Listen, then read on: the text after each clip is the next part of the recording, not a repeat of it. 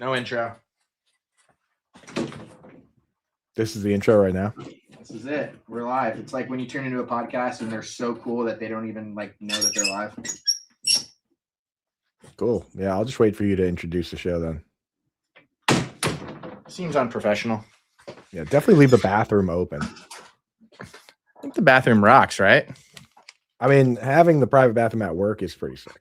There's no question about that. If you had to guess, hey everybody, welcome to Start Streams Round 1 with my man Andrew Cooper here in the house. Coop, say hey to the people.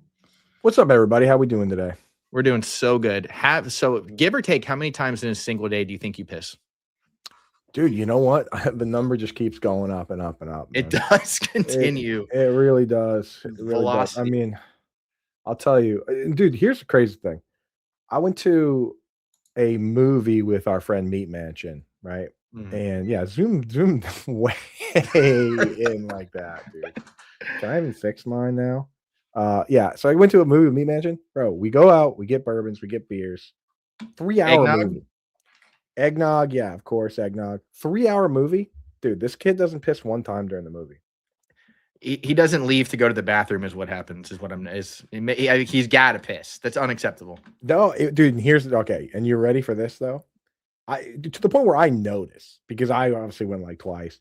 We get out of the bathroom. Twice? We get out of the movie. You left the theater 2 times. We get it. Yeah, I did. We get out of the movie, and I'm just like watching him, like, because obviously he's now gonna go piss, right? Doesn't, dude. Doesn't. This guy, absolute tank, bro. This was like a month ago, and I still think about it to this day. What was the movie? It was that one with Leonardo DiCaprio, the new one. The battles. Wow. One battle after another. That's what battle it was, after dude. another. Yeah, that's an insanely long movie. Insanely long movie to not take one piss, dude. I would say that might warrant a two pisser. Especially after some bourbons. You're sitting yeah, it was, dude. It was. And I mean, it's just I was impressed, man. I was very impressed. Did you do the I'm not running, but I'm not walking, like Jimmy to the bathroom that everybody does when they're leaving the theater to make it look like they really are trying to hurry to get back? So it was one of those. I mean, I'm definitely one of those that the moment I get around the corner and no one can see me, the pace doubles.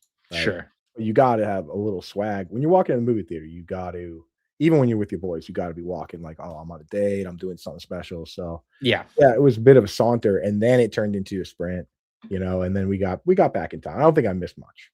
It's that same walk when you're at the crosswalk and someone's letting you go. And even though you have the right of way, you do that shoulder, oh, I respect you. I want you to know I'm thinking about you as well. You're not moving any faster though. No, all of it. But you're letting people know that you care about them. I think that's the most important part is I'm crossing the street. I know you got places to be. I got places to be. Yeah. I'm acknowledging you, but I'm not moving any faster. I might even be moving slower, but I'm acknowledging that you have things to do too. It's the most polite thing you can do as a human being. So. I don't know here. I don't know about this one. This is a tough one. Yeah, I don't know. Yeah, I don't know. Are we doing blades today? Is that the plan? I think so. I think that it's Friday. It's snowing here. I don't know about you.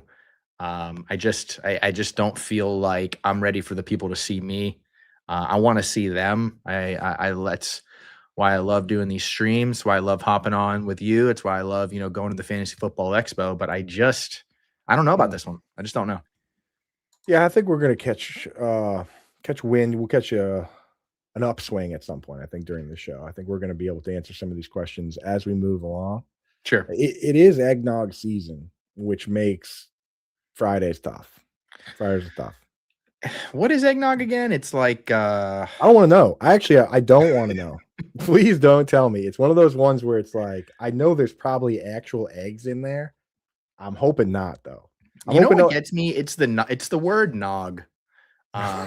If it was anything else, but it's an egg, the nog, I just want to buy in because it's the holidays. I love everything Christmas. I love everything Kwanzaa, everything Hanukkah, but it's just the word nog. I just can't buy into it. Just real quick, what's your favorite part about Kwanzaa then? If you love everything Kwanzaa, what's your favorite part?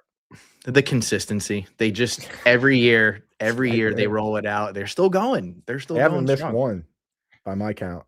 Kwanzaa is which religion again? Mine. Oh, which what was that? Oh. Yeah. See, that's the thing is I never said that I loved everything about it, so I can actually get away with not knowing anything about it. Kwanzaa is it's honoring African heritage, unity, community, especially among African Americans. It is not officially recognized as a religious holiday. Wow. They just keep holding them down. They will not Yeah. let these people have a win. It's unacceptable, in my opinion. Still a It's time to holiday though. recognize. Non-religious that means I mean, I don't see why we can't celebrate it too. Have a little Kwanzaa nog. Hmm. How much is a glass of eggnog if you were to get it at a bar? Is it more or less than $6.99? See, at a bar, it's an accoutrement. You Mhm. know what I mean? Like like the Diet Coke. It's not the important part of the price, I don't think. I Sure. also I also am gonna try that and see if they actually will, if they actually have the nog. Just Mm. walk in there, be like, "I'm trying to get nogged up today. What you got?" But if they don't have my specific brand, Hood Mhm. Golden Mhm. eggnog, then I'm out, you know? Are they asking for oh, you guys only have the free range organic? No, no. When you pull up, dude, you pull up to the bar, you go, "Hey, can I get an eggnog?" And I then think they ask for your ID immediately you if go through the somebody you go if through the whole somebody's rigmarole of what you want in it and nutmeg and everything, Can I and get then a you rum? Can I get a rum and Pepsi and an eggnog? and then the Uh, moment they pour it, you say, "What brand of eggnog is this?" And when they oh, tell yeah, you, you wait. just say, "Oh, that's not my brand. I'm sorry. I'm gonna have to Oh, send this back." Wawa. No, I'm sorry. Yeah, I'll just have a rum and Pepsi. Yeah, no All thanks. right. I'll have a This water. somebody put money in our pockets for this question. Okay. And so it does demand some attention. And like we said, guys, today we're only doing start sits. So if you ask us anything else that is not start sit related, you will be removed from the stream. You might even be removed as a subscriber. You might get blocked on Twitter, and you'll certainly get no eggnog. Of course, yeah. And definitely not the brand of your choice. No, yeah, you will be served. You will be served well eggnog. Okay, this is a paid question, so we will do this, All right? right, glasses off for the real stuff. All right, Henderson, Hampton, Judkins, Gainwell, Monangai, Tracy, Jefferson, Jennings. Did they not know how hungover I am? And I have to read all this. Active on the wire, this one. Mhm, Um, so one of them has to be an RB mhm. from these guys, dude. Well, I don't like Hampton. I don't like Hampton playing the Chiefs. Henderson taking on the Me Bills, neither. which is nice, but that interior, they don't really run inside the middle that well. And that's kind of where the Bills have been vulnerable. So that's a Right. tricky one. Judkins No not Will really Campbell. getting the volume. Yeah, no Will Campbell, and I'll tell you, I will when you look at the Vegas odds, they're Mhm. not as set as the fantasy community on Henderson, like, being the lock. You know what I Yeah, mean? Like, Henderson's set at, like, 66 yeah. combined receiving plus rushing, and so is, Ramondre is, like, 58 or something, like, it's very close. We're still witch casting a little bit with him, right? And not as a talent, but as a role and as usage. Right, like, you're still doing that fantasy wishing, like, he's no Yeah. Kyle Pitts, like, he's no, like, super mega lock. Yeah. I'll give you player profiler has Henderson at RB 19 this week with 14.5 projected full PPR points. That's about 6 spots ahead of Hampton, 7 spots ahead of Gainwell, 12 spots ahead of Manungai, I bet you have and Judkins ahead. gotta have Judkins ahead, right, dude? This guy's Yeah. he's in on every play. He's in on 2-point conversions. He's a oof. Not in every play, but Dylan Sampson, I don't think Dylan Sampson's gonna play this week, man. Why you gotta fact check me live on air when we're doing a podcast Yes, together on Friday? we did agree to that with the moderator that there would be We no have fact Judkins checking. at oh man, Judkins RB8, Yeah. 17.9 points, only a 16.9 projected point total for the Browns. But hey, Shador Sanders, rookie of the year talk, really generating right now. Go with Judkins on the Yeah, RB so on the RB roll. Judkins is the nog. Mhm. The Mhm. two wide receivers, I mean, I'll go to the loony well, you know what? I'm definitely starting Tedero McMillan of that crew. Yeah, Like, he's a lock for me. I feel like I just would go to loony bin starting Jefferson, even though he's taking, like, 1 ball a week. I've got a just cancelable tweet in my drafts about Justin Jefferson right now. That's good. Just some fun stuff. And this isn't it, but I was thinking about this yesterday. Like Bucky Irving gets baptized before last week's game and scores a touchdown. And there's some correlation to Justin Jefferson converting to Judaism and taking Sundays off. There's a joke there somewhere. I just haven't been able to Yeah. quite craft it and land it. My drafts are a graveyard full of, like, bad, slightly offensive, completely expired topics, right? That just like you scroll through there and Oh, you're like, man, good the rest of the lord. show should really be us just going through our drafts to our Yeah. draft. Let's wrap this question. I think if this Yeah. is me, I'm going Judkins for sure. I think of those Mhm. options, you're gonna have Henderson in the flex too. Mhm. And Yeah. then and then I'm going McMillan and I'm going Jefferson. I'm shooting the moon. Yeah, you might as well. I mean, it's just superstar talents like Jefferson, despite the inconsistency at the quarterback position, they blow up and they blow up these weeks, and then they convince us to draft them in the following year. Of course. And I think, I mean, it's just at some point they got to make something happen here. Now with this Yeah. quarterback question, T-Law or Goff, that one's pretty close. I know Goff has the bad matchup, quote unquote, but I think that one's going to shoot out. It's like, do you go safe and go Trevor Lawrence against the Jets, or you try and catch the wave on this shootout with the Lions Rams? What is the projected point total for the 55. and what about for the Lions in particular? 24, Yeah. and they're They're probably like 5-point dogs. that yeah, if they're scoring 24 points, that's at least 2 touchdowns for Goff. So in the year we have him at player profiler ranked 12 for Lawrence, 13 for Goff. So I mean they're neck and neck. 26 points implied for the Jags, thinking on the Jets. My gut says Goff This there is a still. it's Goff still. This is about Yeah. twice as much football talk as I figured we'd get into today. Yeah, that's gonna be enough of it's gonna be enough of that. So let's go with Oh Goff. yeah, Cornelius, start Juwan Johnson. Yes, it's easy peasy. All right, what is your number one drafted tweet right now? I'll give you mine because In mine's your pretty good. drafts that you haven't used? Yeah. Okay, you go I'll go first. first while you look at yours, okay? Yeah, go ahead. Mine is I asked my doctor to look at my ass and he said no, and I can't figure out who's in the wrong here. Sorry, can you say it one more time? I was reading my own tweets. I asked my doctor to look at my ass and he said no, and I can't figure out who's in the wrong here. That is a solid tweet, dude. Which is a true story. I went to the doctor for my annual physical, and I've got some just killer roids, the kind of roids you ask your doctor about. And he was like, "That's not really my expertise, but I can reference you to somebody who can determine if it's surgical or not." All right, here's mine. Oh, we're just glossing over that. We're glossing right Okay. over yours. All right. Here's one of mine. I said, so I named my fantasy team Suck A Me DK. Mhm. And then after someone complains, I changed it to the Chim Jobs. And that doesn't fly either. It's like my mother-in-law has no clue how to commission a family league. Dude, that's a 250 liker right there. Why is that in the drafts? Yeah, I don't know, man. It's just sometimes when I type that up and then I actually remember that my mom follows me, that That's tough. SiriusXM doesn't like when I say things like "suck a me DK," you know? Or Wait. So you definitely don't have a burner, right? Like, have we I don't. confirmed that or not? I need No the burner? thing is the only 2 accounts I sign into are mine and the actual Fantasy Alarm one that's even a higher level of don't screw Oh. up. Yeah. Wait, is there a way to determine when you're posting on that? Do you have a style? I Or you don't just I don't post any, so they took that away from me. Because I was basically just retweeting my own tweets and like nothing else. So Dude, that's the jam. I would be doing if Player Profiler let me do that, that'd be 100% what I would be doing. yeah. Just So I did amplifying have my own access. shit. I have access to it still, but they were like, "Hey, Good. we're gonna."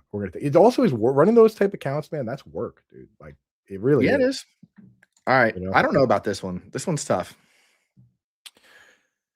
Yeah, I mean, Michael Wilson is going to make people feel stupid one way or the other. There's no doubt about it. Like you're either going to bench a guy that's putting up 150 yards every week and like 15 targets, Yeah. or you're going to start a guy against the Texans and he's going to catch 3 passes.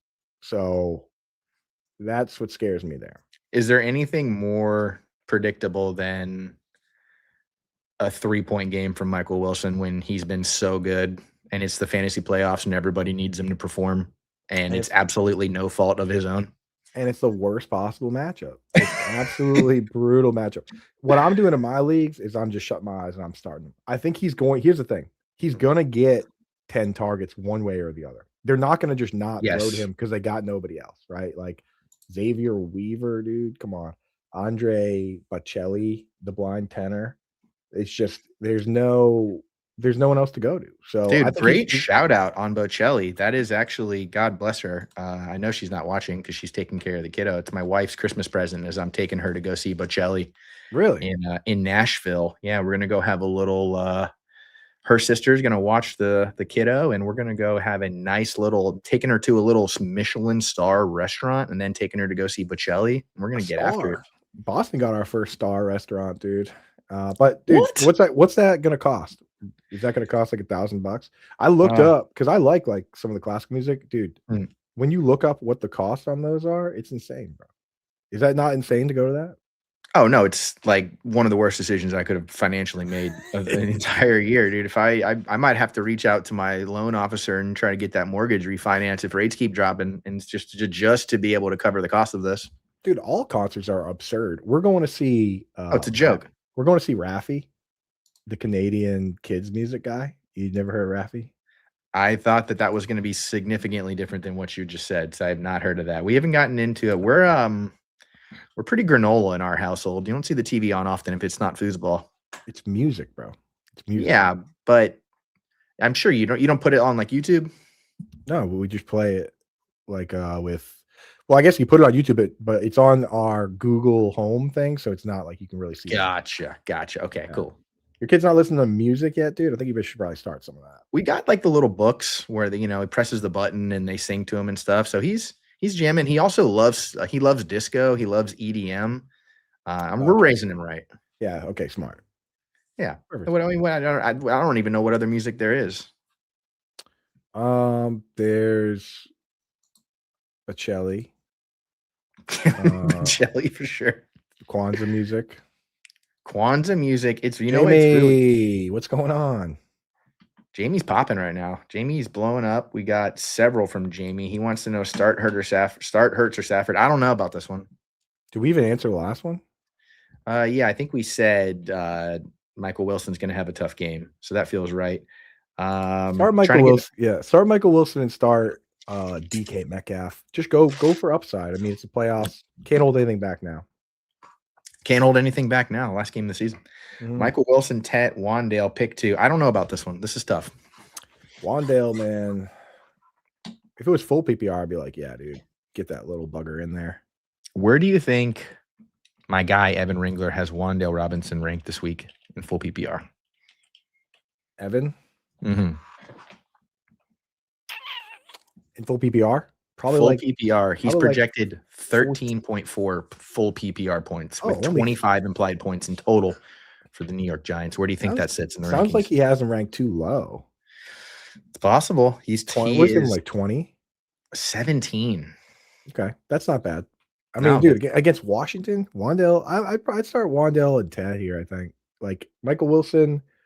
Is Michael Wilson actually good? That's still a question. It's a really important question. The advanced metrics would say he is pretty damn good. So, how bad is Kyler Murray then?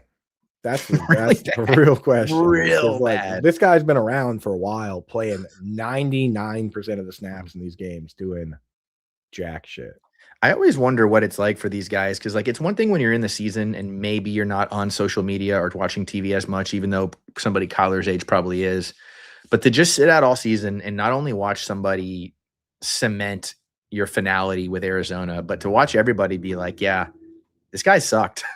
Yeah. This guy was not good. And that's the thing is that it's like, is he just all of a sudden, because Marv was better than him with Kyler and essentially, I mean, the whole time. Yeah. Is this guy just now a superstar better than Marv? Because people are telling me he can't go back in the bottle or whatever. I don't know. I don't know if I trust this particular guy to go out and just like absolutely take Derek Stingley out behind the woodshed here. I think it's going to go the other way. I think the Cardinals are in line to get crushed this week. It is, and they should. This is the one position also that the toothpaste can be put back in the tube. I mean, we see wide receivers have like 4-week, 5-week runs that are just like, whoa. And then you just maybe either never see them again or something changes with Arizona. I mean, we're probably going to see Drew Petzing gone, I would imagine. I mean, I think this whole staff probably gets let go, right, at the end of the season. I'd be really surprised. Jonathan Gannon's supposed to be a defensive coach, and he's been the coach now for 3 years, and his defense still sucks balls. I mean, like, with defensive coaches, you give them 1 year. Okay, we run a 3-4 now. Let's switch it over to a 4-3. Okay, that year is a wash. Second year, you got to show some improvement. Third year, your defense is supposed to be good. Like, I know they spent all their draft picks on defensive players this year, and Walter Nolan missed a chunk of time, but like Jonathan Gannon's way too weird to be keeping around if he's not even gonna have a good defense. You know what That I you know mean? what? That's really the crux of it, right? If he just would stop saying weird shit, it might Right. be If he like, could just be Jeff Fisher, dude. Just kinda like walk around the facility hitting people with a couple of these, "How you doing?" It's like just be a yeah, little more of a dude and you get to hang around. But like if you're gonna be weird like that and the defense is not good, correct. time to go. And you know what? I mean, like the flip side of that is Todd Bowles, right? Last night, the worst. I saw a tweet this year, and I don't know if it was from this year, but it certainly really has stayed in my mind, and especially because I'm a Buccaneers fan, is the worst available head coach you can have is a defensive coordinator where the defense sucks ass. And that is Yes, dude. it's absolutely 100% showing truth this season with a lot of teams, but I just Right. think about that a lot as I continue to watch this Buccaneers defense crumble. Buccaneers defense that does have talent too. And Jonathan Gannon certainly fits in that mold as well. Right. It's weird guy that, like time to go. The thing with a lot of these, if you want a good offensive coordinator these days, you got to fire your head coach and make him the head coach. Like Yeah.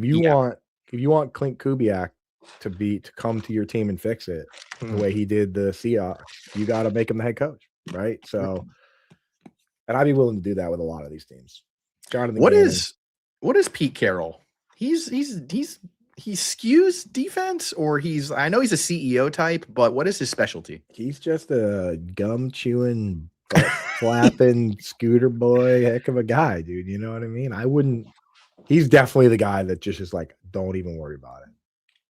Don't Yeah, even stop worry asking about it. questions. Yeah, I That's think a he guy that does originally has not been ask. he originally was a defensive coach Yeah, that's what I thought. I thought so. with like 6 Hall of Famers, and that was pretty easy for him at the I time. just couldn't remember because Gus Bradley was in there for a bit. Who is the other guy? There's another defensive coordinator, and I just could never. Further I get away from that Legion of Boom, Right. I asked Google, "What does Pete Carroll do?" And it says, "Always compete." That's something that Pete Carroll would say if you He ask him. I always he compete. Here's what Pete Carroll did. Pete Carroll had a quarterback on a 3rd round pick rookie contract. Mm, That's what he did. And that was huge. then they went to the Super Bowl. And then once the quarterback had to be paid, all of a sudden the team was bad. Very bad. So Do you there know you who go. the number one defense in EPA per pass is? If I had to By guess, by almost double the next defense. so I'm guessing it's not the Texans if you're It is. so it is the Texans. It's the Texans. The Yeah, yeah, Texans they're have a brutal. They're the like, best. Texans have a negative 0.21 EPA per pass, and the Rams, who Michael Wilson dusted, had negative 0.11. So we're talking about double, right? The math is math there, right? Double, pretty much. Pretty much double, yeah. I mean, and Wow. they're mean. They're very mean. Does that mean that they're due? Could we twist that and say that they're due for a Michael Wilson game? A little gambler's fallacy here that every once in a while the Kyle Pitts fallacy where every once in a while it just goes the complete opposite way it typically goes. The Kyle Pitts fallacy. I love that. Yeah. Dude, Well, I've been enjoying this. I haven't sent any tweets this morning because I've just been typing in Kyle Pitts best ball and yeah. watching the best ball boys absolutely meltdown. Isn't it fun? Because the best part is that they truly understand. The people that play like a ton of best ball truly understand how screwed you are if you don't have Kyle Pitts. Because it's like you're in a pod of 12 teams, right? One team goes to the next round, and right in best ball mania, and you could have 2 Kyle Pitts teams in your pod they just put up. I have one team with Kyle Pitts and Bijan. I have 86 points already. Let's So go. yeah, so good luck. And my quarterbacks are Kyler Murray and Daniel Jones. So I'm also dead in the water. You know what I mean? Well, I have Stafford, but it's like But that I've team's got also one. not winning anything. So it's like I've just destroyed my entire pod, including myself. But I've got one team with Bucky Irving and Emeka Ibuka, so I'm probably doing pretty good. I haven't checked the scores, but I wouldn't check it, dude. I imagine I'm doing pretty decent that one. Michael Wilson, for My all the job. talk this week, he is wide receiver 28 in our rankings, which is very low when you think about what he's been. He's behind Diggs. He's behind Devonta Smith. He's behind Jordan Addison. That is a tough. That's a You have tough look right you there. have Michael Wilson at 28. That's where we have him right now. And now that is probably, if I had to guess, truly, that's probably without knowing officially Mike Marvin Harrison Jr. is not playing. I would imagine that shoots up if he's officially ruled out, which I think we're trending towards, right? Yeah, I don't think he's gonna play. And I don't know, because the thing with Wilson, again, he's gonna get the targets. Like they're not gonna go away from trying to throw him the ball. It's just I could see him having a game where he gets 11 Yeah. targets and he catches 4 of them for 40 yards. I mean, the Because number one, like, what am I holding on to here if I'm grasping at any possible straw is the Seahawks game, right? I mean, they're just in such a big hole so early, and it's just volume, volume, volume. right. I would wonder, are the Texans, and then maybe that's the difference between those two teams, is the Texans offense capable of pouring on points early enough and it is a very bad defense they're going up against, but are they even capable of being up 14-0 halfway through the second quarter? Dude, I think that this game, my read on this game is that it's gonna be like when someone slowly gets crushed to death by a snake. Like you're just it's not gonna, because we're always like, all right, Michael Wilson's gonna be covered and Trey McBride's gonna be covered, so they're gonna have to throw it to Xavier Weaver. So I'm gonna get him into all my lines. It's like that never works. What ends up happening is they just keep going 3 and out and punting over and over again until the game's over. Also, if you watch Jacoby Brissett play, anyone that plays fantasy is like, wow, Jacoby Brissett's great. Well, if you watch him play, you're like, oh my God, what is this? Like that Seahawks game you described, he single-handedly lost that game. He had 2 fumbles for touchdowns, right? He plays the game the way I want my quarterbacks to play the game, though. Yeah. Like, he goes out there and he tries to win the drive or not lose the drive on every other throw, and it both results in the same end game after every single attempt. And I like that. I'm a big fan of that. Just completely blinders on, don't care. I'm already getting paid. This is my rate. You know what I mean? I'm already getting paid. Like, let's just go out, have some fun. Because that class of quarterback, Ryan Fitzpatrick, Jameis Winston, Jay Cutler, like now Jacoby Brissett, dude, that's the most fun quarterback. Joe Flacco, that's the best, dude. Go out there and just huck it, chuck it, eyes shut. Oh, I threw a pick 6. All right, well, we get it right back. Like, that's the best, man. He's got no immediate threat to be benched. Blake Bortles, dude. Blake Bortles. Remember when they asked Blake Bortles what he'd be doing if he wasn't playing football? Drinking eggnog? No, he said he's like, I'd probably be doing construction somewhere, smoking cigs. You'd be huffing darts on a construction site somewhere? Huffing darts on a construction site, yeah. Should the Buccaneers give Bill Belichick a call when this season's over? And would Bill Belichick take the job and follow Brady's footsteps to Tampa? Oh my God. This is sports radio. This is in your wheelhouse, man. This is sports radio right here.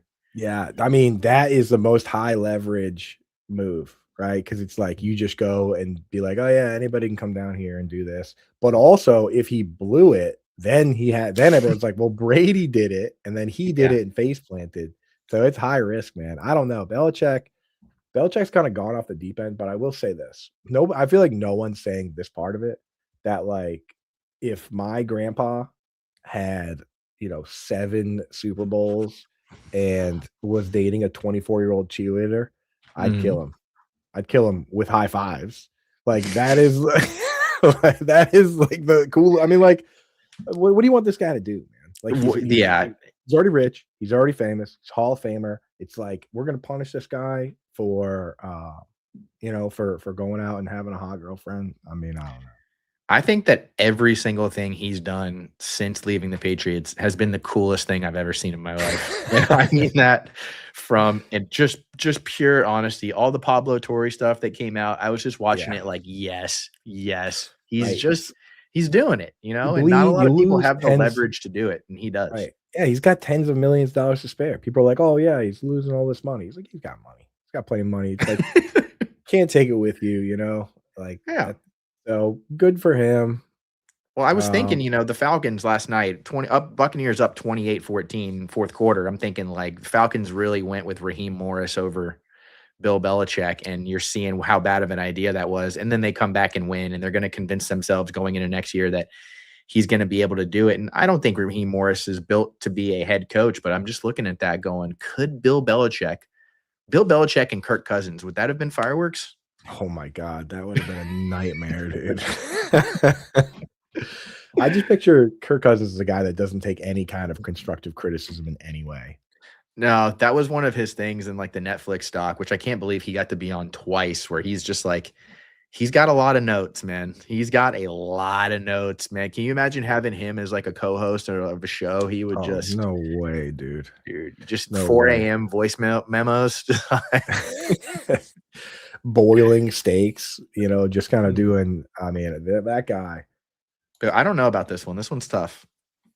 Ooh, that is a tough one, but I'm leaning Knicks here because Knicks, he at least showed a little more of the rushing ability last week. I know it's not the best matchup against the Mhm. Packers here, but I don't We've know if they can got just show. I'll give you the advanced metrics here. We've got our advanced rankings. We've got Marcus Mariota at QB 11, 18.5 projected 11? 18.5 projected full PPR points, 22 implied points for the Commanders taking on the Giants. And then we've got Bo Nix at QB 14. And their point total is 4 points, 2 points lower, sorry. 20 points projected for the Broncos, 17.5 projected for Knicks. So I guess I would go Mariota floor, Knicks ceiling here, or maybe the opposite. I would say the opposite, because Yeah. Mariota is definitely capable of bad games. I mean, I have these guys at 16 and 18 now that I pull up my Mm. rankings, but I have Knicks ahead of Mariota. Mm. But Mariota is willing to run, and he's got the weapons, and he's playing the Giants, so actually it's not crazy. I don't think I'd rank Mariota as a QB1 this week. We've got him ahead of Lawrence, Goff, Knicks, Herbert. Goff. Oof. I can't rank him ahead of, do you have him ahead of Jordan Love against Denver? I'm guessing Oh so. man, Jordan Love is way. Way down. Jordan Love at QB 21, But it's 16 Toyotathon. points. I like Trevor Lawrence against the Jets, so I would definitely Yeah. have him over next. I mean, what do you want? I mean, if we're talking just your typical redraft or you're talking managed leagues, right? Like, what are you looking for out of a quarterback round one of the playoffs? If you don't have Allen and you don't have Drake May, you're pretty much just hoping for what? Like, you're hoping for 17 points and you'll take more than that if you can get it, or are you hunting for the 28 bagger? I mean, I'm leaning. I do lean into upside. Like once you get through the whole group of like Stafford, Hurts, Burrow, Dak, Yeah. like, and I would start Mahomes and Lamar. I think Mhm. Lamar looked a little bit better last week, but after that, I'm just like my QB9 is Jackson Dart. Like I'm just Yeah. like, let's go big, let's get crazy. Brock Purdy against Tennessee is not bad, Mm. but I would have started Baker. I had Baker at like QB 11.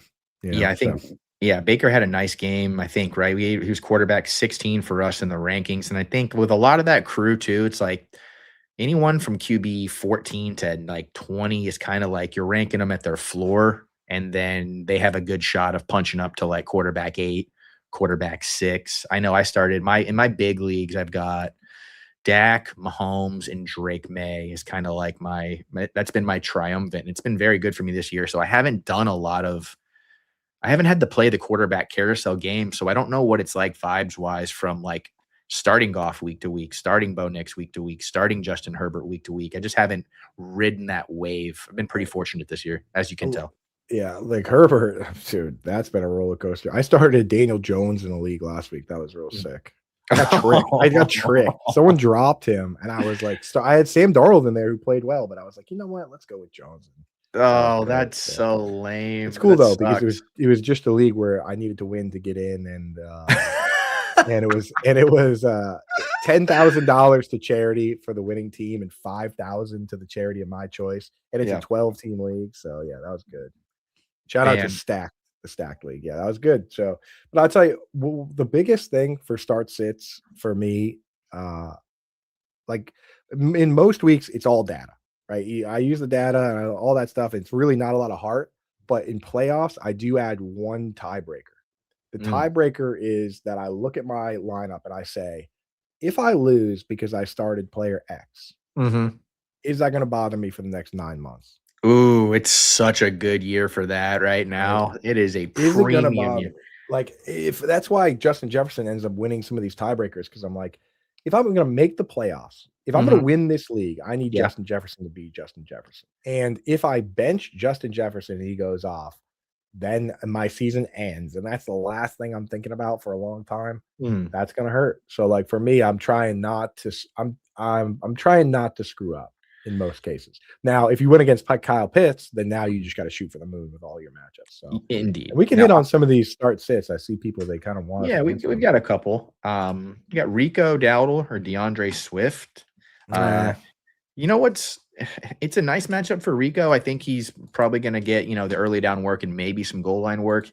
It looks on paper like a bad matchup for Swift because of how good the Browns season long have been against the run, but they've been getting Tony Pollard just diced them up, and Tony dice them Pollard up. had not broken 13 points all season long, and he had a 28 bagger on him.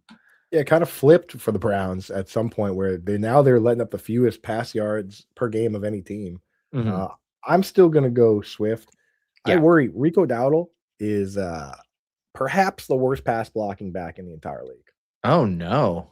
Yeah, so I was pulling some numbers on that, right? Mhm. Chuba Hubbard this year has 31 pass block snaps, and he's let up 1 pressure, which is pretty Mhm. good. Rico Dowdle has 41, and he's let up 11 pressures. Mm. So 1/4 of the time, this guy is letting his guy get at least towards the quarterback. Do you think that Rico Dowdle could be pulling a Quentin Jammer on us this season and might just be absolutely Just getting crushed. ripping tequila as the game? Dude, there's definitely a bit of that, because here's the thing, that's not even the first story I've heard about that kind of stuff.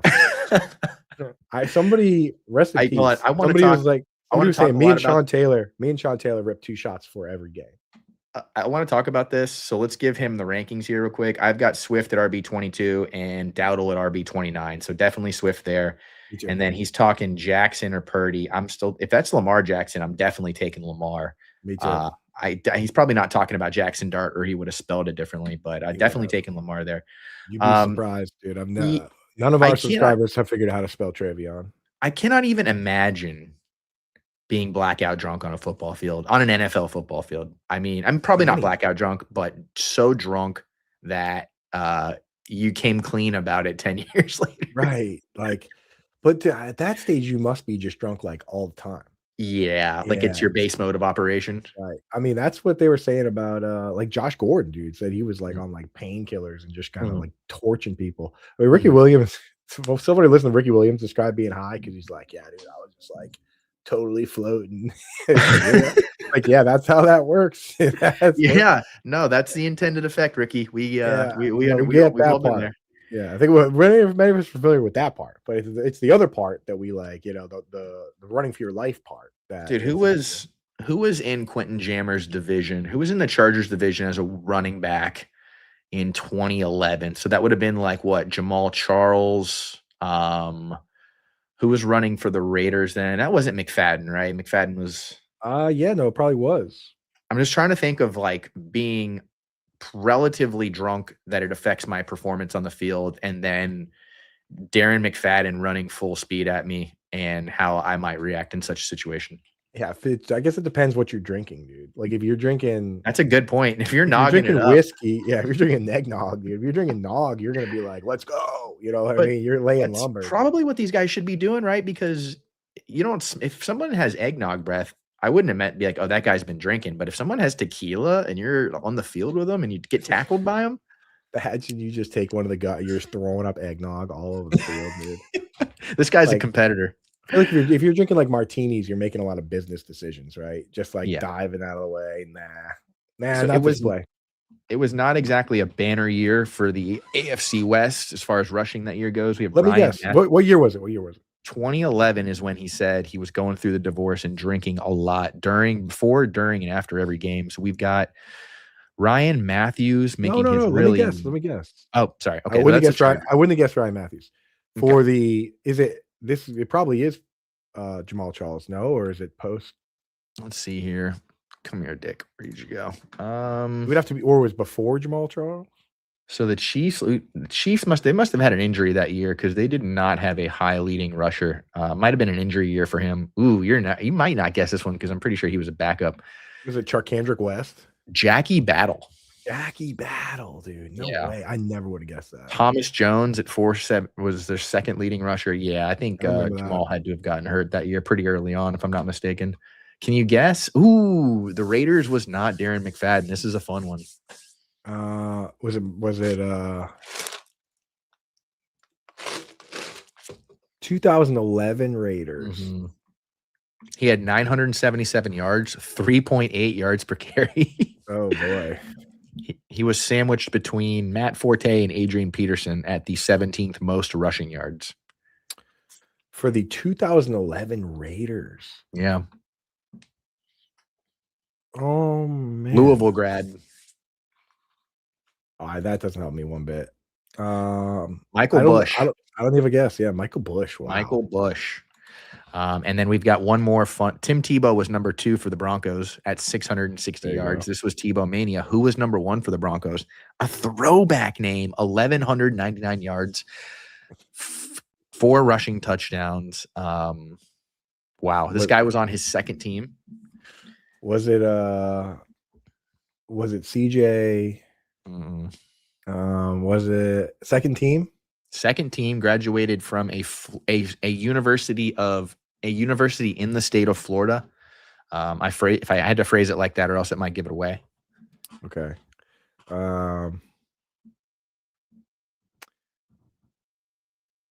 Played in your division for a pretty good amount of time. Oh, he did. Mm-hmm. Was it CJ Spiller? No, I already said CJ. Was it Willis McGahee? Willis McGahee with his from Miami, right? Yeah, and his nice little Broncos run in there. That was a fun year. Dude, that's a crazy group of guys. I don't remember McGahee playing for them. I remember him playing for the Ravens and getting absolutely crushed by Ryan Clark on a dude where I was like, dude, is that guy dead? I also watched him. Dude, that was at Miami was when he had the crazy knee injury in the championship game against devastating loss. Yeah. All right, we got to go back to the chat here. Please start one. Flex PPR, Tet, Diggs, Emmanuel Wilson if Jacobs is out. This is a tough one. I don't know about this one. Tet, Diggs, Emmanuel Wilson if Jacobs is out. I mean, if Emmanuel just won, if Jacobs is out, I'm just starting Emmanuel Wilson, right? Like, yeah, he's like going to be RB 15 or 16 for me. I know the matchup's not great, but he was good last time, so I'm just going to go there. The thing about Diggs is he's got a lot of incentives in his contract. I've kind of pointed this out on Twitter that they're going to be going for, and he also had 10 catches last time they played the Bills. 10 catches for what? Over 100. 10 catches on 12 targets for over 100. His A-dot is low. It's like 8.8 yards. I was looking at it the other day. Okay, so give me who's got the highest floor of these 3 players if Jacobs is out. Diggs has the highest floor. I mean, Wilson has both the highest floor and ceiling. He does. Correct. Yeah. So he's the play. But if Jacobs plays, then you either go floor play with Diggs or ceiling play with McMillan. See, this is a tricky one. We've got Stephon Diggs ranked as the wide receiver 27. Too low. He's behind Debo. He's behind DK Metcalf. He's behind Jordan Addison. That's going to be I'm going to have to I have to send I'm sure you have McMillan like, what do you have McMillan like 15, 16? 19 at 13.9 full PPR points, taking on the Saints, who have been plucky on defense with old Brandon Staley having a little bit of fun lately in the Shuckasons. Yeah. And then the other part of that question, May or Burrow, you got to go May here. I mean, like, the thing is, not only did he pass the eye test, but all the metrics suggest that he's been fantastic. He was good against this Bills team last time. Like, I think you just got to go there. And he's vibes king right now, Drake May. There's undeniable evidence that he is all the right things, making all the right plays, pissing me off, dressing up as Dragonite. Yeah, I think it's time for people to start. That's you get like 1 year of that before you do get 1 year finding ways to hate you. You get 1 year. And I'm trying to think of who else had 1 year and everybody turned on him. There's been a lot of those. Mahomes, as soon as Mahomes won the Super Bowl, the general public Got was it. out. Yeah. We're all still in on Josh Allen though, right? No. See, here's the thing about the Bills is that they had a window where I was a Patriots fan, right? So they had a window where I was like, you know what? Let those little rascals get a win. They deserve it. Their fans are funny, Good for him. Yeah, their fans are like, they always get hammered and they're nice. You know what I mean? I'm like, go Yep. for it. You guys deserve it, right? But like now that the Patriots are good again, Mm. that's all over for me. I Yeah. don't like them. I think they're weird now. I hope they fire their coach. I think they should fire their GM. Mm. You have to Like go back into Terminator mode. I get right, it. like think Did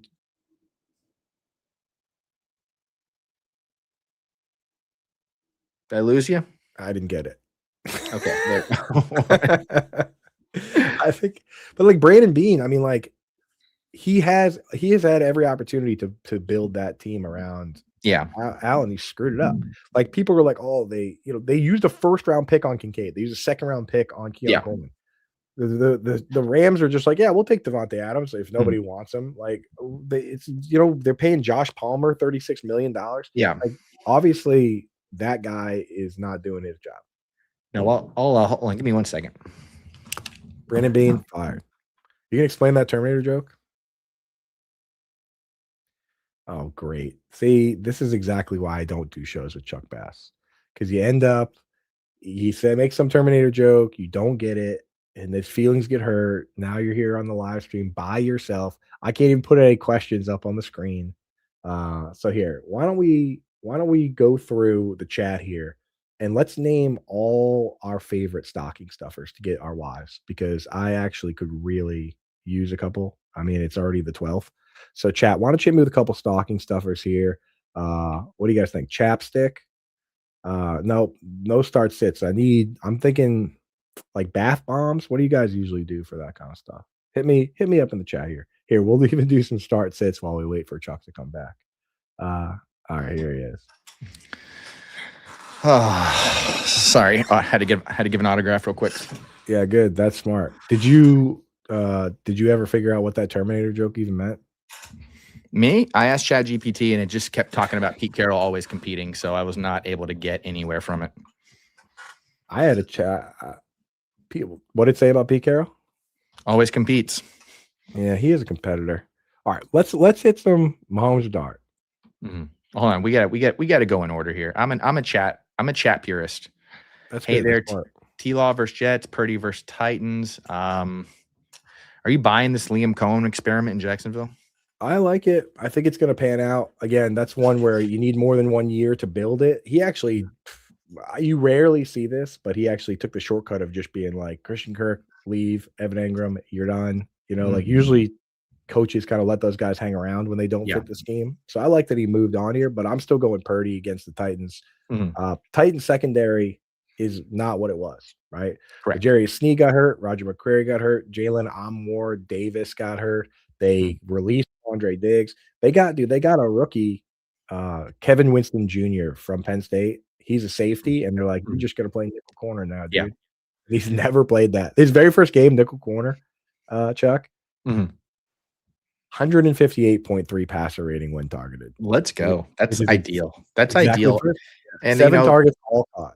The 49ers coming off of bye kind of fall into the backdrop of the news cycle right now. They have been crushing on offense. They have been absolutely rolling. Purdy's looking pretty good. So I think I'll take Purdy there as well. I like the ground game in Jacksonville this week. I think it's going to be a big ETN week. We'll see what happens with Tootin. So let's go with Purdy there. Mahomes or Dart. Now, this is a big one, right? Because this is a trap that I've fallen into time and time again when I'm setting my lineups this year, and Mahomes is having a damn good year, if I'm not mistaken, from a fantasy perspective. I continue to think that he's going to turn it on and that they're going to turn it on, and I can rely on that when I'm like, what do I bake Mahomes' ceiling into my lineups end up being, right? Can I bake 28 points in, or am I going to be looking at another, is this going to be, are they going to continue to, wear their asses as hats against a pretty decent Chargers defense? Yeah, I anytime you play the Texans, I just like rule it out, right? I just like wipe it from my mind, dude. They're just like the best pass defense. So like, I'm not worried about last week. The other thing is like we do this thing where we're like, "Oh, I'm gonna start Dart over Mahomes," and everyone's gonna be like, "Wow, that was sick." But nobody cares. Nobody I started Ryan Fitzpatrick in a league where I won the championship, and everyone was like, "All right, whatever." Like, see, it's not yeah, no, you that's a great point because it is you know when they do shows and movies and there's like they do the alternate universe and they show the frames at the same time. Like the guy who's looking at his roster going, I can't believe I played Dart over Mahomes versus the guy who's looking at his roster and says, I can't believe I played Mahomes over Dart is literally like it's raining on the first guy and the other guy is like getting blown. Like it is exactly. Yeah, right. He's not completely even different. looking at his phone. Like he's like at a party, right? Like he's like, "Oh yeah, of course he just casually mentions." He's like, "Well, I didn't really have I just started Patrick Mahomes because I'm Yeah. right." Second guy's on a street corner. It's raining. The bus passes. He gets splashed. Yeah. Basically, It's basically the beginning of Keanu Reeves' character in the beginning of Hardball. That's the guy that's starting Jackson Dart over me. and So, eventually one of his kids on his baseball team gets shot. So and you don't want that to happen, dude. you do not want that to happen. Jeremy, Brees Hall, Kenneth Walker, Devin Neal, Bam Knight, and Mark Andrews and Theo Johnson. So you got one. So the Brees Hall stuff, I'm probably not playing Brees Hall this week if I can. If Brady Cook is the starter going into Jacksonville, I'm trying to get out of that matchup as much as I can. I know volume's going to be there, but still, it's just a wasteland. Right. Kenneth Walker, kind of liking him coming on late. Devin Neal is going to be in a lot of my lineups and not necessarily by choice. I just think he has a nice floor. Bam Knight taking on the Texans. So that's going to be a no-go for me. How do you feel about this one? Yeah, I'm out on Bam Knight too.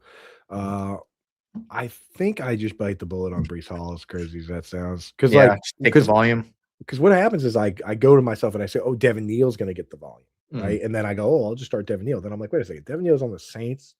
It's like he's not that good, Devin Neal himself, right? So then I circle back to, well, at least Brees Hall is good. You know? The problem with Kenneth Walker is, man, he's just getting such empty touches, dude. It's driving me nuts. He's been empty calorie player of the year for sure. Right. 20 carry. He's basically rookie year Melvin Gordon.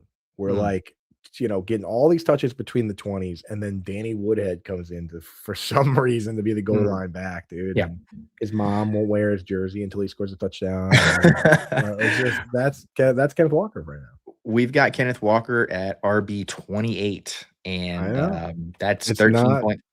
Yeah. It's not crazy because it's like, I'm still starting him because I'm stubborn, but probably gonna be wrong. You know what would be great that would be another one for the best ball bros of the world, for Kenneth Walker to have a huge week this week and just rug pull everybody there too. Although if you drafted Kenneth Walker, your team probably didn't advance. Correct. You're holding on for dear life here. We've got Devin Neal at RB 31, and then Brees Hall is way ahead of these guys. We've actually got him at RB 21, so almost 12 to 8 spots ahead of these other guys we're talking about here. So perhaps you're right. Maybe there's some dump off scenario. I would just love to know who the quarterback's going to end up being. It hasn't been a great year for Brees Hall. When you look at the game by game numbers, it's buoyed by big performances against bad teams. Right. And he's not catching as many passes as you would think, but maybe with Brady, with a less mobile quarterback, maybe he will catch a few more. Potentially. And we've got Mark Andrews at tight end 3 this week, it's taking on one of the worst defensive matchups for tight ends this year of all time. I think they're like top 5 all time against the position, right? I think they're one right now, dude. The worst group against the tight ends ever. Dude, I was looking at it, man. Over the last 5 years, right? The second worst team is the 2020 Jets, right? 18 PPR points per game. The third worst team is actually the Jaguars this year. So, like, we'd be looking at it if the Bengals, they were allowing like 17.6. Where's Mason Taylor at this week? So you sit here and you're like, well, yeah, the thing with Taylor is he blocks on a bunch of pass plays. But it's like, so we would be talking about the Jaguars as a really good matchup, but the Bengals are allowing like 24 points per game. And like they've had a bunch of plays, like Isaiah Likely fumbled the ball at the 1 yard line. That should have been another touchdown. Yeah. It's just historically awful. So as long as this glute issue that popped up is not a problem for Walker, you got to start him. And Theo Johnson, I like still, but like he's such a hypothetical play because he hasn't really done it. You know what I mean? Yeah. Like one of his touchdowns was on a tipped pass that wasn't even intended for him. He's never really put together big games, but also he had a terrible stretch of games against the Eagles, the Mhm. Broncos, the Eagles again. Then his quarterback got hurt. So Yep. it's like you're looking at it and you're like, once I get to the range of like, I don't have anybody rock solid, I say, why not? Like this guy, it could all come together. Bobby Wagner, bro, my goodness. Yeah, He's I Hall could of just Fame. see I just wanna see crossers from Theo Johnson all day. He's a Hall of Famer, but he only moves in one direction these days, and that is Yep. forward. Sutton or Flowers? It's a really nice matchup for Flowers again this week. He had a boom week last week. He's our wide receiver 12 taking on the Bengals, and that is relatively far ahead of Cortland Sutton, who is sitting down at wide receiver. Where are you, Suts? 21, so almost Sutton. 10 spots ahead. Oh, Flowers is? Yeah. Yeah, Sutton is like he's like medicine right now. Like you just yeah, it's just nothing fun about like I am starting him too, but there's nothing fun about it. It's like he's like a Our vitamin pill. Yeah, Dayquil play of the week is gonna be Cortland Sutton. right. He's a vitamin pill, right? It's like George Pickens is he's like Thai food. Yeah, George Yeah. Pickens is like it's either gonna be awesome or you're gonna regret it, but it's gonna be fun.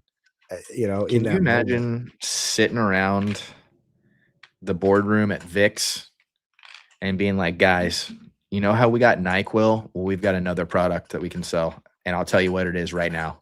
And everyone's like on pins and needles. And then he's like, Dayquil. Boom. And then everybody clapped. Everybody goes Standing nuts. applause, dude. Dude, you It is know how funny only half of our base our entire base only takes our product at night? What if they took it during the day? dude. That's how advertising works, bro. The number one best advertising campaign ever, Alka-Seltzer. And you know what they did? Mm. They were like, Which doesn't do anything. It doesn't do anything, right? But so at the time you would take one, right? And it wouldn't do anything. And then somebody was like, wait a second, how many of these can you take before they were like, fuck you up? And doctors were like, you can have a bunch. And they were like, okay, here's the new campaign. Pop, pop, fizz, fizz. Oh, what a relief it is. And then we'll take them all and we'll put them all in these packets you rip open. And there's 2 in there. So you're not going to rip it. And they basically convinced everyone that you need to take 2. And their sales doubled. It's what are you gonna do? Leave a half empty Alka-Seltzer pack around the house for your kid to get into?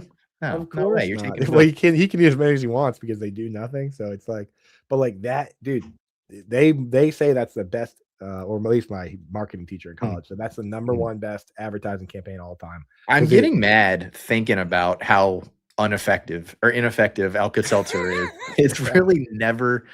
And you know sure what? there's It's some people really where it's like disappointing just because really helps them. it's really disappointing because it's hard to beat the feeling of laying in bed sick and seeing that first tablet dissolve in the glass of water next to you, and you're just like, oh, I'm about to be so healed. And 30 minutes later, you're back in the bathroom. Right. And you're like, damn, I only took 1 tablet when the commercial says to take 2. Yeah. Oh, the chat's with us on this one. Being compared to NyQuil. Yeah, it's got to be tough. This is a pro quill podcast here. We're big VIX people. This has always been a pro big pharma podcast.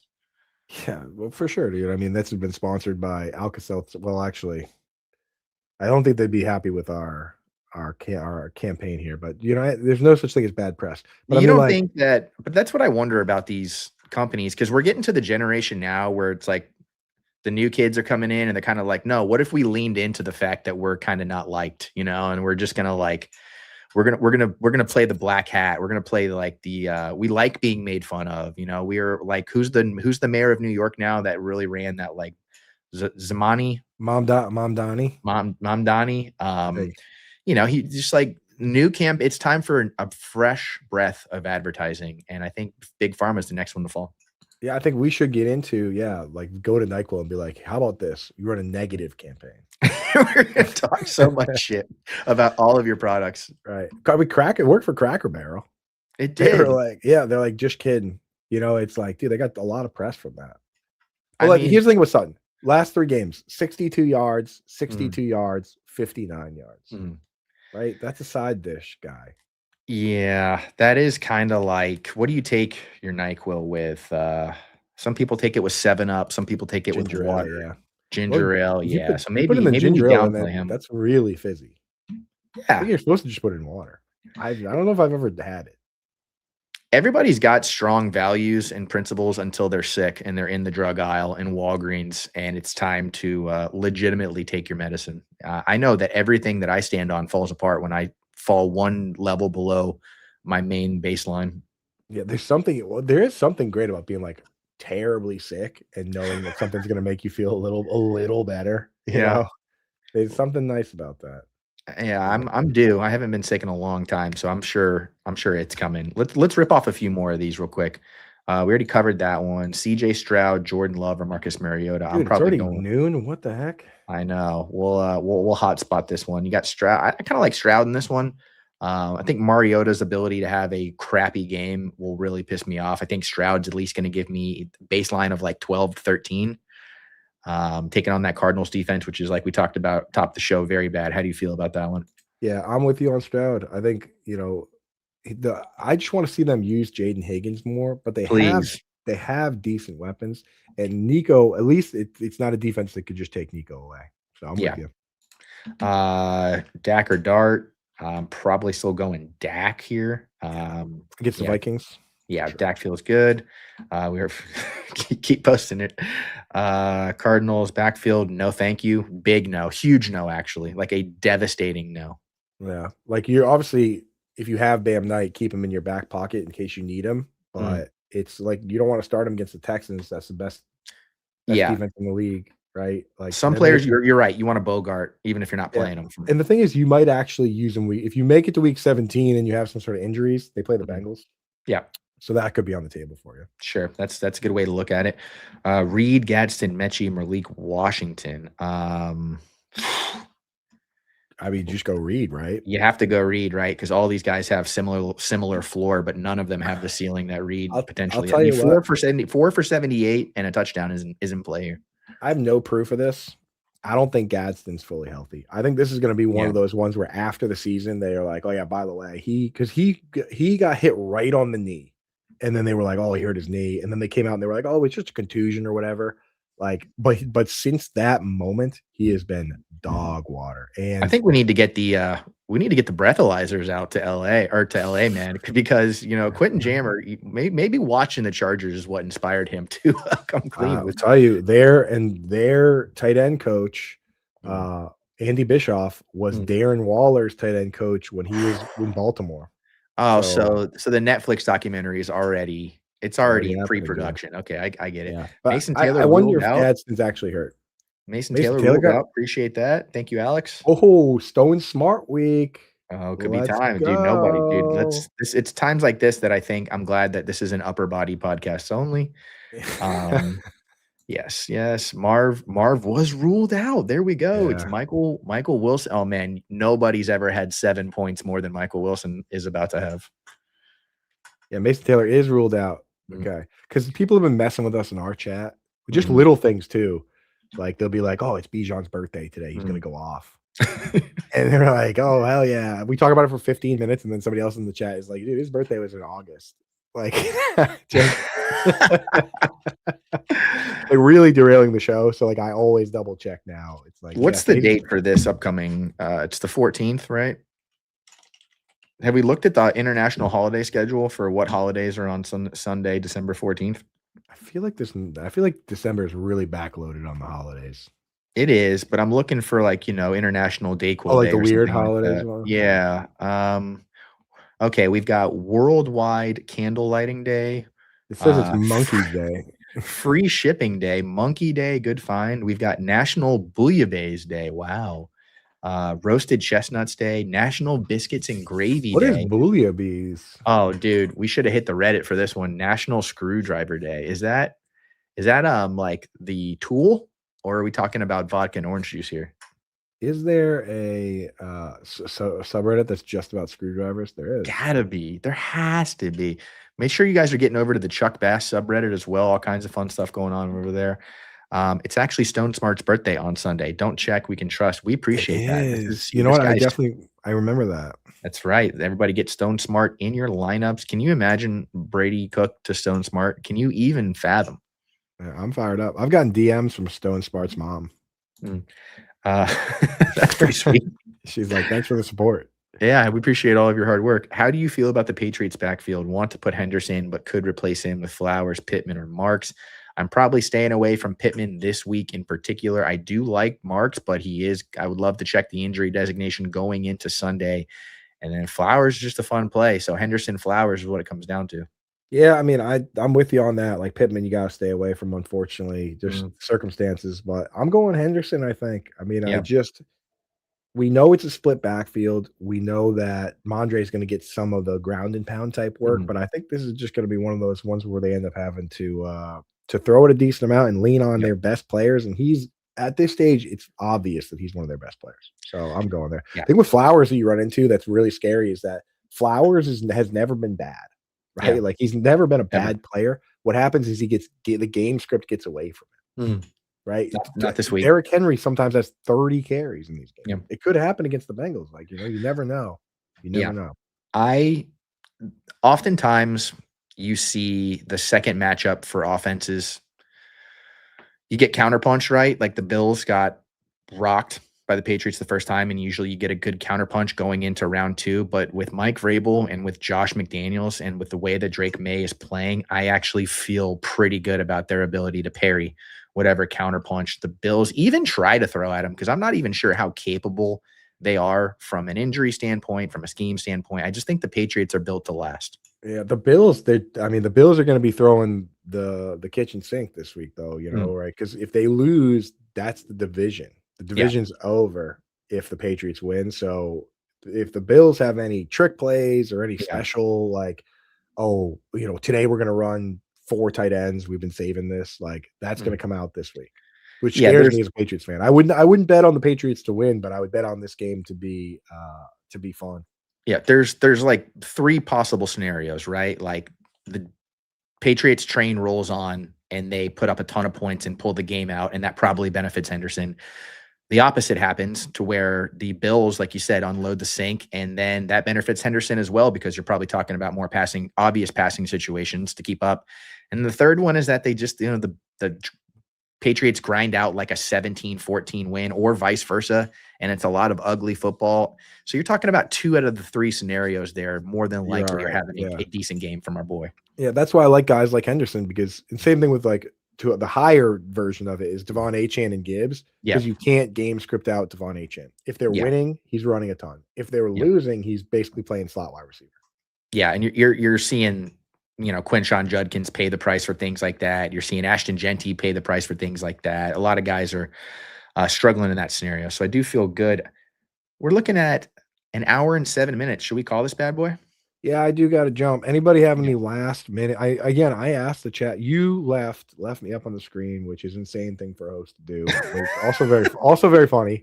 But I asked for stocking stuffers. I didn't get a single one. So kind of Nada? crazy. We're helping you guys with all these start sits. Not one person was like, dude, I'm really excited to get this for my significant other for the holidays. So, if you Apple within the next minute and a half, if you could throw one thing in there.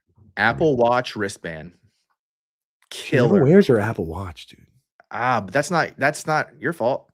That's true. Here, I know you never wear this, but you can rock the hands on it. Take the hint. Take the hint. Tight end premium, start one, start one. We got Ferg, Waller, Marks, Tyrone, Tracy, and Aaron Jones. Oh, that's a tricky one. Tight end premium, though. Preems. I kind of like Waller this week. If you're looking for dart throws, I guess he's as good as a touchdown dart throw stream as you could find. Um, Waller's a player I love to have on my bench because if he goes off this week, right? Hear me out. If he goes off this week and actually gets the full workload, then he gets yeah. the Bengals next week. Mm, But the problem is he only ran 13 routes last week, which is yeah. bugging me. If I I'm think looking at like who's going to do it here, who do I think is going to get the job done? I feel pretty good about I mean, Woody Mark. I'm Woody such a Marks for sure. softy safety boy that I go Woody Marks and Aaron Jones. Yeah, and just take, you got a nice Aaron matchup for Jones, Aaron Jones too. people were worried about his shoulder being too hurt to do anything, Mhm. but he played like the whole game and he averaged 5 yards a carry and he was good last week. We've got Aaron Jones at RB 33, which is a pretty conservative ranking, That's and pretty Woody Marks deep. at Yeah. RB 16. So, how have opposing tight ends fared against Brian Flores this year? Because we've got Jake Ferguson at tight end 7. They're middle of the pack. They Yeah. do blitz a lot, Mhm. and they do a decent amount of man to man, which can help tight ends, but it's not that I rank in my if you go check out my waiver wire Mhm. article at the bottom, I color code all the matchups, Yeah. and it's like red is stay away, and there's only Mhm. 3 red teams. It's the Eagles, it's the Okay. Bills, and it's the Texans. And then there's orange where it's like this isn't a good matchup. And then Mhm. there's like a neutral bone kind of color, which is uh doesn't one way or the other doesn't affect us, and that's the Vikings. And then Yeah. you've got the good matchups, and then there's a couple that are like great. I really should make the Bengals their own color because they are, you know what I mean? Somebody was like, "Why isn't this a gradient? It'd be much more Eggnog. aesthetically pleasing." Some guy on Mm. Reddit, Some I'm like, Reddit hole got some tried Reddit guy was try like, "Why isn't this a gradient? It'd be more aesthetically pleasing. Rank them from 1 to 32." I'm like, "That's not how it works. The Bengals are so much worse than mm. the 5th best team. The Bengals shouldn't be green, and then that team is like a slightly lighter Mm. green. That Yeah. doesn't represent it. It should be like green, and then every other team is black. Like that's Yeah. how much worse they are than everybody else." We have to celebrate outliers. That's important. That's what our culture is built around. 26.75 implied points for the Cowboys. So if you're feeling a little sketchy about Aaron Jones, Ferguson does feel like a fun high floor potential play there. Um, Corey just wants us to have a great day. How's that for an emotional stocking stuffer? Is that a good way to get out of here? Thank you, Corey. Yeah. All right, guys. That's going to do it for Start or Stream Part 1. We'll be back for Part 2 on Sunday morning at 8 a.m. It's going to be devastating. Stranger Warren. We forgot to answer. I'm still If probably it's going. Philip Rivers, I'm going Warren, Yeah, and and if I'm it's going with any of the Warren other as guys, I'm well. going Strange. I think Warren benefits from short yardage and getting the ball out quick in space situations. Love that. I know it's not the Seattle defense is incredible, but they've given up a lot of points to the tight end. So let's keep that train rolling. Coop, where can the people find you? You can find me at Coupe Fiasco on Twitter. All my articles are at Fantasy Alarm, and I'll be on Sirius XM tonight, 6 to 8 p.m. Eastern time. I actually also have a show 1 to 2 today where I'm just going solo, making an FFPC lineup, answering some start sits. So I just like hanging out with my buddy Chuck, doing a little chit chat. That's nice. It's fun. But those shows probably be a little more serious if you want some more in-depth stuff. So thank you very much for having me on, Chuck. You look better on the screen without me, so I just wanted to give you the You can accepting an Oscar speech right there. you can see the pictures that I haven't hung up in the corner of my office. I do that. I love that. All right, guys. As always, this is Chuck Bass. Love the content. I love you guys. Thank you for all the questions today. Good luck this weekend. Cheers. Enjoy the eggnog.